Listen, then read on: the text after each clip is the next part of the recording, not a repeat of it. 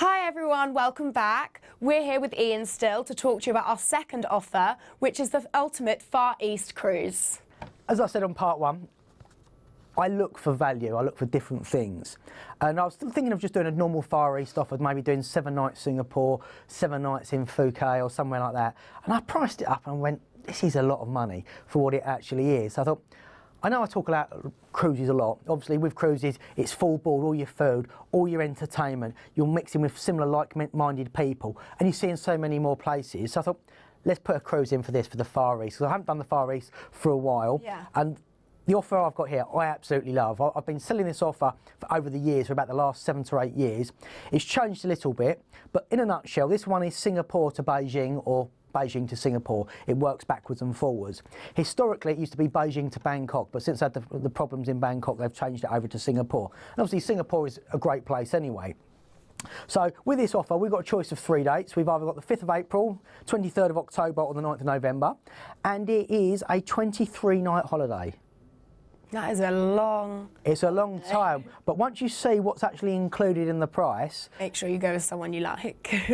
Well, yeah, you could do. But what you'll find is, see some great ports of call, and there's so much included, and the price is going to blow you away. I'm over the moon with this. Me too. So, do you want to run through the itinerary, Anushka? So the itinerary, so you start off in Beijing or Singapore, and some of the stuff you can do there, you can paraglide off of the Simarati Wall, and that's like right by the Great Wall. Great Wall of China. Yeah, that one. So there's that, and when you drive off, it's almost like 7,000 feet into a valley below, which I think would be really cool. Really like, what's that word called? I don't know. Chase thriller, no. Thrill seeking? Thrill seeking. Okay, that's cool. And then you can also walk around, because I'm not a big hiker, but my sister and a few of my friends love going hiking and all of that. And there are a lot of trails that you can like hike around and see all the ancient kind of Chinese stuff that's been there for centuries. And then when you go to Busan, Busan, yes. Busan, and when you're in Busan, you can visit the Buddhist temple, and I know that would be one of the first things I would do, because I love Buddhism. What else is there to do? Oh, there's a lot of perfect photo opportunities, and we know we like a good selfie, and that would be at the East Sea of the Busan Tower, and I looked at it on Google, and believe me, you can get some good selfies there. The lighting is just something else. And you can also, it's a bit sad, but you can go to all the places where it's like the museum of like the atomic bomb and all of that, but... It's a good bit of history. Yeah, it's a good bit of history, but it can be a bit upsetting. I don't know, for me it can be. You can also go see the Clover Garden. Okay, so there's plenty to see in Busan. Yeah. Where's next? Shanghai. Shanghai. Shanghai, I like that place. So there was loads of stuff you could do there, like it really threw me off. But one of the best things you could do is go to Nanjing Road. Right. And it's a shopping road. When I looked at all of the kind of comments and advice about it, there may not be many good shops where you can buy stuff, but it's one of the busiest streets in the world, and it's great for people watching. And I'm sorry, but what is better than people watching? Nothing. So, okay. Yeah. And then you go to Hong Kong. Hong Kong, yeah. And of course, Hong Kong Disneyland. And one of my friends is a Disney princess, and she told me that Hong Kong is actually the best Disneyland that there is out there, like voted it's #1. And the good thing about Hong Kong, we do generally have an overnight stay there on board the ship. So obviously you can go and see what else Hong Kong has to offer. Yeah, because there's loads of stuff, like you can get a cable car that takes you, it's like you're doing 5 different trips, like you're looking at the sea one minute, then you're looking at a forest, then you're looking at mountains, like it's incredible. And one of my friends who lives out in Hong Kong, she told me I had to mention the restaurant. It's a steak restaurant called Woolloomooloo, which is great. I love places with crazy names. And it's a steak restaurant with a really cool rooftop bar. And she said that is one place where you just have to go. Great tip, Anushka. Yeah. And also, if you're looking for something more like of the cultural, visit the place called Bangkok.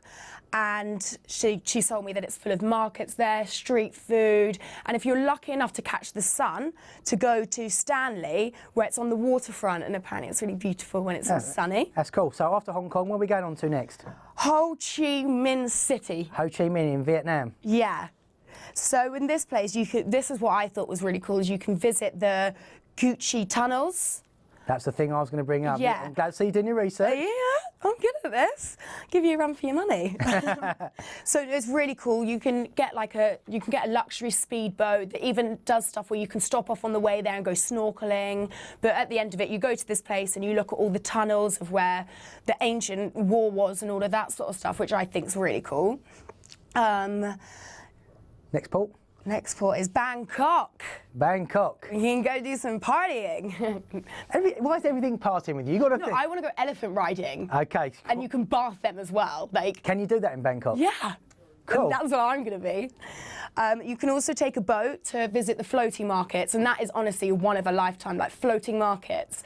Well, to be honest with you, when we used to do Beijing to Bangkok, we used to put in the floating market tour, and there's also lots of temples and places that you can go visit. So unfortunately, you don't have the 3 days which you used to have, but we now have that in Singapore. So the floating markets was one of the best things that we used to do when we put the tour together there as well. Yeah, no, it did, and I watched some of the videos. It was just beautiful, and of course, there's a zoo. Zoo. You love a zoo? I love a zoo. You love a zoo?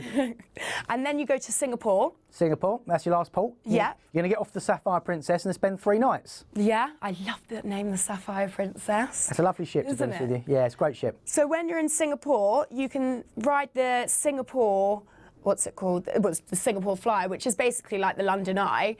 But although for us, the London Eye is the London Eye, but you could, especially in places like this, the views that you will get, it would be amazing. Certainly is. We can go have a drink in Raffles, have a Singapore sling. What's that?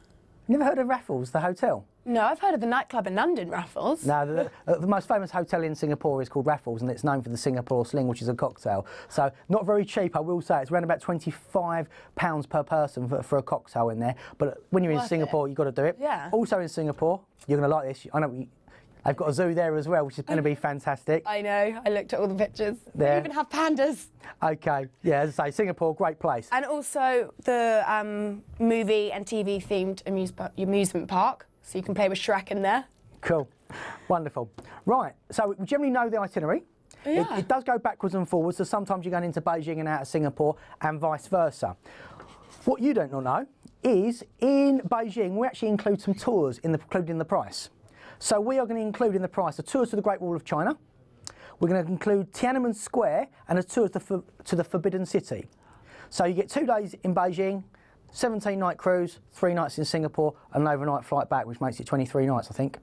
Something. Yeah, it's 23 nights. That is correct. So various dates. Now the price. Oh, the price. But the price is really good for this one. I know. Let's tell them what it includes first of all, shall we? Okay. So it's include return flights out to either Beijing and then back from Singapore. 17 nights full board on the cruise ship. So that's all your food, all your entertainment, your port taxis are included as well. So you've got the shows in the evening. You've also got specialty restaurants which you can go. There is a small cover charge for that as well. So literally 17 days of near enough everything being paid for apart from your tours and your drinks. When you want to do your tours, speak to me because I most really can save you money. Not necessarily booking through the cruise lines. Sorry, Princess Cruises, you're going to hate me. But we're here to save you money, and that's half my job, to give you my information, which I know. So for the 23 nights, we're leading in £1,699 for 23 nights. So that's your flights, your hotels, pre and post cruise, 17 nights full board for £1,699. Off the top of my head, that's around about £70 per person per night included in the price. And so we've got 3 dates. The other dates are slightly more expensive. 5th of April, £1,699. 23rd of October, £1,799. 9th of November, £1,899. If you want to spend some more money, and because you're on the ship for 17 nights, if you can afford it, upgrade your cabin, go to either an outside or a balcony, but I'll give you advice when you phone through for that. So I love our second offer. If you want to give us a call, the number's going across the screen. Is it going that way? I think it's going that way today. It's going any way we want it to go. Give us a call. Either myself, one of my staff will take the call, give you our advice and get you all booked up. Okay, well, thank you very much for that. So that was our second offer, and now we'll be back in a minute for our third and final offer. Look forward to seeing you.